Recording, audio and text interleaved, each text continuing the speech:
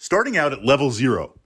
So as a dungeon master, as a player, we're trying to do this D&D narrative thing. We're trying to build a story and a character background. What are your thoughts at starting at level 0? Now, this is something that I've done from time to time. Usually it's if we're playing part of a larger campaign. And I define a campaign as multiple adventures taking place in different parts of the realm.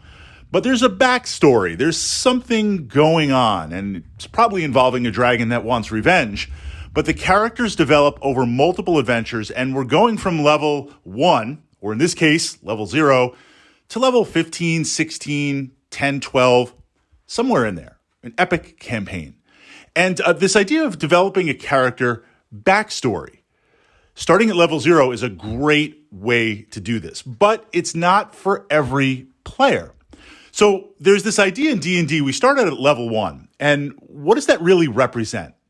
A level 1 adventurer is someone that has been trained, has a little bit of experience. If we're talking about a warrior or a fighter, maybe they've been part of a militia. If we're talking about a magic user, they've been an apprentice to a master wizard.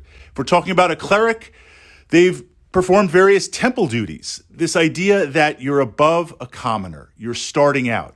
I won't say you're a seasoned professional, but you have some skills.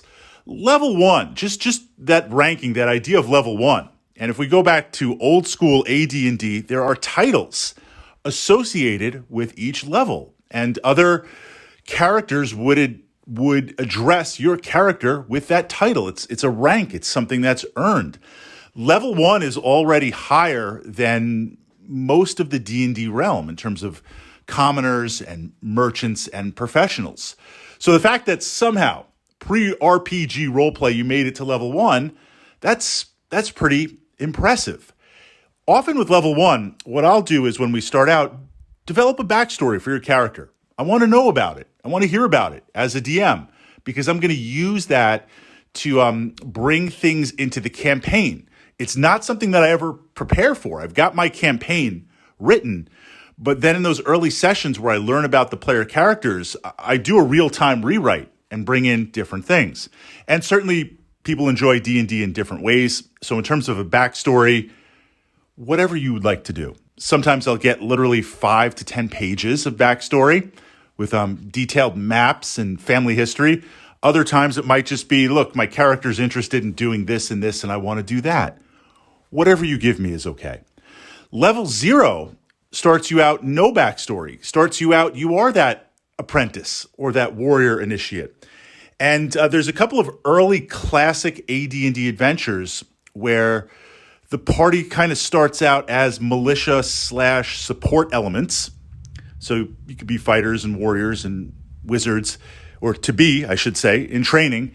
And based on the actions that you take, based on what happens, it's kind of got that old school Ultima 4 feeling to it, where you answered the questions and you got to become the player. I could never, Ultima 4, I always wound up as a bard, maybe a fighter. I tried so hard to answer those questions correctly to become a magic user / wizard. But this idea at level 0, you go through the adventure, and then at the end, kind of based on an internal checklist, the DM says, hey, this is what your character class should be based on the actions that you take.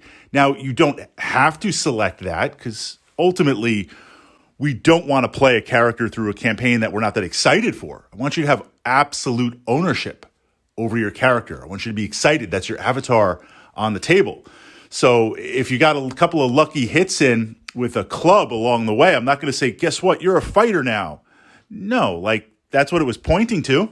Based on your play style, based on how you role played it, do you want to go there?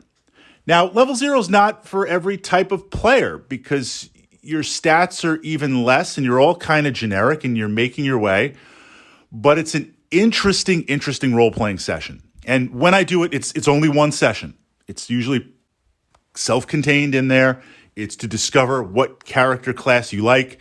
Everyone starts off with like a base temporary hit points. And then that gets adjusted at the end and things possibly change at the end.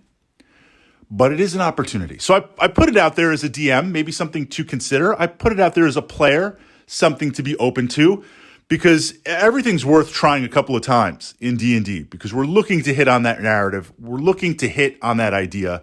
And although rules is written, we start at level 1.